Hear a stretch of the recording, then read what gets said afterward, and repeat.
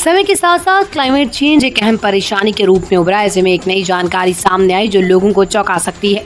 हाल ही में Bristol university के scientist ने बताया कि पृथ्वी के अंतिम दिन निकट आ रहे हैं, जिससे इंसानों और जानवरों के साथ सभी जीवित प्राणियों का विनाश हो सकता है। पिछले कुछ सालों में आए कई भूकंप इस बात की पुष्टि करते नजर आए। आइए इस रिपोर्ट के बारे में जानते हैं। ब्रिस्टल यूनिवर्सिटी के साइंटिस्ट ने एक और चौंकाने वाली जानकारी दी। उन्होंने बताया कि ग्लोबल वार्मिंग के अनुसार से कहीं अधिक तेजी से बढ़ रही, इसके चलते वो दिन दूर नहीं जब मनुष्य और जानवर सहित कोई भी जीवन प्राणी धरती पर जीवित नहीं रह पाएगा। ब्रिस्टल विश्वविद्यालय के साइंटिस्ट ने कंप्यूटर सिमुलेशन तकनीक का उपयोग करके स्टडी पेश की है। चीफ जस्टिस डीवाई चंद्रचूड़ का कहना है कि न्यायपालिका की स्वतंत्रता का मतलब हमेशा सरकार के खिलाफ फैसला सुनाना नहीं है। कुछ प्रेशर डालने वाले ग्रुप इलेक्ट्रॉनिक मीडिया का इस्तेमाल करके अदालतों पर दबाव डालकर अपने पक्ष में फैसला सुनाने की कोशिश कर रहे हैं। इनमें से कई प्रेशर डालने वाले ग्रुप न्यायपालिका को स्वतंत्र बताते हैं यदि जज उनके पक्ष में फैसला देते हैं। सीजीआई इस साल 10 नवंबर को रिटायर हो रहे हैं। इंडियन एक्सप्रेस ग्रुप के एक कार्यक्रम में सीजीआई ने कहा, परंपरागत रूप से न्यायिक स्वतंत्रता को कार्यपालिका से स्वतंत्रता के रूप में परिभाषित किया जाता है। न्यायपालिका की स्वतंत्रता का मतलब अब भी सरकार से स्वतंत्रता है, लेकिन न्यायिक स्वतंत्रता के मामले में यही एकमात्र बात नहीं है। हमारा समाज बदल गया, खासतौर पर सोशल मीडिया के आने के बाद। आप हित समूहों, दबाव समूहों और ऐसे समूहों को देखते हैं जो इलेक्ट्रॉनिक मीडिया का इस्तेमाल करके अदालतों का पर अनुकूल निर्णय लेने के लिए दबाव डालने की कोशिश कर रहे हैं। टीम इंडिया के पूर्व कप्तान विराट कोहली 36 साल के हो गए। इन दिनों उनका बल्ला ज्यादा कुछ रंग नहीं दिखा रहा, लेकिन अपने लंबे करियर में उन्होंने जितने रन बनाए, शतक लगाए और मैच जिताए, उसके दम पर ही वो आज भी भारत के सबसे लोकप्रिय खिलाड़ी हैं। दुनिया के अलग अलग हिस्सों में और अलग अलग खेलों से जुड़े हुए खिलाड़ी और फैंस भी उन्हें जानते हैं और पसंद करते हैं, लेकिन खुद विराट कोहली के साथ भी ऐसा हुआ जब कुछ बड़े खिलाड़ियों को देखकर वो एक आम फैन की तरह बस देखते रह गए। सिर्फ बोरिस बेकर ही नहीं बल्कि एक और दिग्गज खिलाड़ी को उन्होंने एक रेस्टोरेंट में देखा था। बस फर्क ये था कि इस बार ये मुलाकात रेस्टोरेंट वॉशरूम में हुई थी। विराट ने बताया कि वो खाने के लिए रेस्टोरेंट में गए थे और जब वॉशरूम में हाथ धोने लगे तभी उन्हें बगल में इटली के महान फुटबॉलर आंद्रे पिर्लो दिखे जो खुद हाथ धो रहे थे। यहाँ भी विराट चौंक गए और उनसे कुछ बात नहीं कर सके। कोहली ने पिर्लो से कोई बात नहीं की और ना ही उनके साथ फोटो खिंचाई, क्योंकि वो उन्हें परेशान नहीं करना चाहते थे। विराट ने बताया कि उन्होंने पिर्लो से सिर्फ इतना कहा कि उन्हें देखकर अच्छा लगा। माधुरी दीक्षित का ओहदा फिल्म इंडस्ट्री में एक बेहद सम्मानित एक्ट्रेस के तौर पर उनका नाम देश की सर्वश्रेष्ठ अभिनेत्रियों की फहरिस्त में शुमार किया जाता है। माधुरी ने अपने करियर में एक से बढ़कर एक फिल्में की हैं, सारी सुपरहिट्स उनकी झोली में है। जब तक भी वो फिल्म इंडस्ट्री में रही, मेकर्स की पहली पसंद रही और आज भी अपनी पर्सनल लाइफ के साथ एंटरटेनमेंट वर्ल्ड से भी जुड़ी हुई हैं और अभिनय की दुनिया में हाथ आजमाती रहती हैं। एक्टर ने फिर से ऐसा किया है। 2024 में उनकी फिल्म भूल भुलैया 3 रिलीज हो गई। सिनेमाघरों में से काफी अच्छा रिस्पांस भी मिल रहा है और इस बात से उम्मीद भी जगी है कि 29 साल बाद इतिहास दोहराने की माधुरी दीक्षित ने साल 1984 में अपने करियर की शुरुआत की थी। इस दौरान उन्होंने कई सारे हिट फिल्मों में काम किया, कुछ सुपरहिट भी रही। इसके अलावा कुछ फिल्में ऐसी थी जो ब्लॉकबस्टर रही। इन्हीं फिल्मों में से एक थी राजा। देश में इन दिनों बटेंगे तो कटेंगे का नारा काफी चर्चा का विषय बन गया है। महाराष्ट्र, उत्तर प्रदेश के बाद अब झारखंड में इस नारे ने एंट्री ले ली है। दरअसल पिछले दिनों यूपी के मुख्यमंत्री योगी आदित्यनाथ ने लोगों को संबोधित करते हुए बटेंगे तो कटेंगे, एक रहेंगे तो नेक रहेंगे इस नारे से पूरे देश में तो सियासी संग्राम मचा ही था। इस बीच अब झारखंड विधानसभा चुनाव में इस नारे की एंट्री होने से झारखंड में भी सियासत भूचाल आ गया।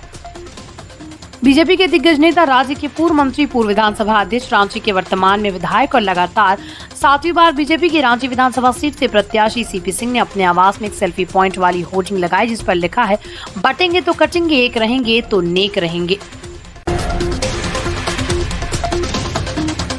प्रधानमंत्री नरेंद्र मोदी ने झारखंड मुक्ति मोर्चा की अगुवाई वाले गठबंधन पर तीखा हमला किया। उन्होंने बांग्लादेशी घुसपैठियों का कथित तौर पर समर्थन करने के लिए इस गठबंधन को घुसपैठिया, बंधन और माफिया का गुलाम तक करार दे दिया। झारखंड में आयोजित अपनी पहली चुनावी रैली में पीएम मोदी ने ये भी कहा कि झारखंड में तुष्टीकरण की राजनीति अपने चरम पर पहुंच गई। अगर ये सब चलता रहा तो राज्य में आदिवासी समाज का दायरा सिकुड़ जाएगा। झारखंड में गढ़वा में आयोजित अपनी पहली चुनावी रैली में आज सोमवार को पीएम मोदी ने कहा कि झारखंड में गठबंधन नेताओं की ओर से किए जा रहे घोटाले अब एक उद्योग का रूप ले चुका है और भ्रष्टाचार ने इस राज्य को दीमक की तरह निगल लिया है।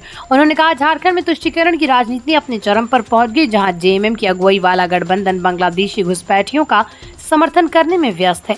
जेएमएम, कांग्रेस और आरजेडी ने तुष्टीकरण की नीति को चरम पर पहुंचा दिया और ये तीन राज्य सामाजिक ताना बाना तोड़ने पर आमादा हैं। महाराष्ट्र विधानसभा चुनाव में बागी उम्मीदवारों से परेशान राजनीतिक दलों ने थोड़ी राहत की सांस ली है। सोमवार को नामांकन वापसी की अंतिम तारीख थी। आखिरी दिन रिकॉर्ड संख्या में बागियों ने नाम वापस लिया। जानकारी के मुताबिक बीजेपी, शिंदे गुट की शिवसेना और एनसीपी वाली महायुति में कुल 35 बागी उम्मीदवार थे और उद्धव गुट की शिवसेना, शरद पवार गुट की एनसीपी और कांग्रेस वाले महाविकास आघाड़ी में 14 बागी थे।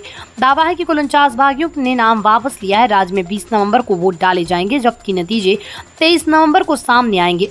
राजनीतिक दलों की ओर से तो बागियों को मनाया गया। इसके बाद रविवार शाम करीब सभी राजनीतिक दलों ने निर्देश जारी कर दिया कि अगर उनके बागी नेता नामांकन वापस नहीं लेते हैं तो उनके खिलाफ कड़ी कार्रवाई की जाएगी।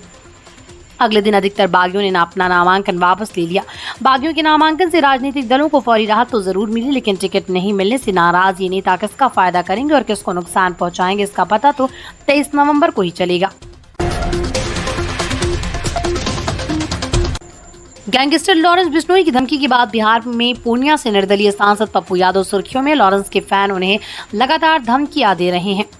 इन धमकियों का सीधा असर पप्पू यादव के व्यक्तित्व और सामाजिक जीवन पर भी पड़ने लगा। आलम यह है कि उनके अर्जुन भवन में जहां हमेशा दरबार लगता था, आज उसमें सन्नाटा पसरा है। उनकी पत्नी रंजीत रंजन तक उनसे किनारा कर चुकी हैं। बावजूद इसके स्वभाव से जिद्दी पप्पू यादव पीछे हटने को तैयार नहीं। उन्होंने एक बार फिर से चुनौती देते हुए कहा है कि जो कोई उन्हें मारना चाहता है वो आ जाए। यही नहीं, उन्होंने लॉरेंस बिश्नोई को एक बार फिर से चैलेंज किया है। कहा है कि वो कल मुंबई जा रहे हैं और दो दिनों तक वहां चुनाव प्रचार में रहेंगे। उन्होंने अपना कार्यक्रम बताते हुए कहा कि वो मरहूम बाबा सिद्दीकी के बेटे ज़ीशान सिद्दीकी के लिए भी चुनाव प्रचार करेंगे। पप्पू यादव को जानने वाले बताते हैं कि उनकी पत्नी रंजीत रंजन अभी भी दबाव बना रही कि वो लॉरेंस के खिलाफ बयान ना दे। ऐसे ही हालात में रंजीत रंजन ने पिछले दिनों बयान दिया था कि पप्पू यादव और उनके बयान से उनका या उनके बच्चों का कोई वास्ता नहीं है। अजय देवगन, अक्षय कुमार, टाइगर श्रॉफ, रणवीर सिंह, दीपिका पादुकोण, करीना कपूर खान, अर्जुन कपूर और जैकी श्रॉफ ये फहरिस्त किसी पार्टी में शामिल होने वाले सितारों की नहीं, बल्कि रोहित शेट्टी के निर्देशन में बनी सिंघम अगेन की कास्ट है। एक ही फिल्म में रोहित 8 बड़े स्टार्स को साथ ले आए। रिलीज से पहले माना जा रहा था कि आधा दर्जन से ज्यादा सितारों वाली ये फिल्म बॉक्स ऑफिस पर कई रिकॉर्ड तोड़ देगी, पर इसके रिकॉर्ड तोड़ने की राह में कार्तिक आर्यन भूल-भुलैया 3 लेकर आ गए। उनकी फिल्म से सिंघम अगेन का क्लैश हुआ और दर्शक, सिनेमाघर, सब कुछ का बंटवारा हो गया। सीधी नजरों से देखेंगे तो आपको लगेगा कि सिंघम अगेन ने पहले वीकेंड पर जोरदार बिजनेस किया, पर जब नजर में फिल्म के बजट और उसकी भारी भरकम स्टार कास्ट को शामिल करेंगे तब एहसास होगा कि ये कमाई तो उम्मीद से काफी कम है। जिस फिल्म में इतने सारे स्टार हो, दिवाली जैसा मौका, सिंघम जैसी एक फ्रेंचाइजी हो, वो 50 करोड़ की ओपनिंग भी हासिल ना कर सके तो सवाल खड़े होंगे ही। T20 इंटरनेशनल से संन्यास लेने के बाद रोहित शर्मा फिलहाल वनडे और टेस्ट फॉर्मेट में टीम इंडिया की कप्तानी करते हुए दिखाई देते हैं। T20 वर्ल्ड कप 2024 जीतने के बाद से रोहित की कप्तानी में टीम इंडिया को जीत से ज्यादा हार का सामना करना पड़ रहा। हाल ही में टीम इंडिया को न्यूजीलैंड के हाथों 3-0 से टेस्ट सीरीज में हार का सामना करना पड़ा। घर पर मिली इतनी बड़ी टेस्ट हार के बाद कप्तान रोहित शर्मा के ऊपर भी काफी सवाल उठ रहे। वहीं पूर्व भारतीय दिग्गज रोहित शर्मा को लेकर भड़कता हुआ दिखाई दिया। टीम इंडिया जल्द ही ऑस्ट्रेलिया का दौरा करने वाली है। वहां दोनों टीमों के बीच बॉर्डर गावस्कर ट्रॉफी के दौरान 5 मैचों की टेस्ट सीरीज खेली जाएगी।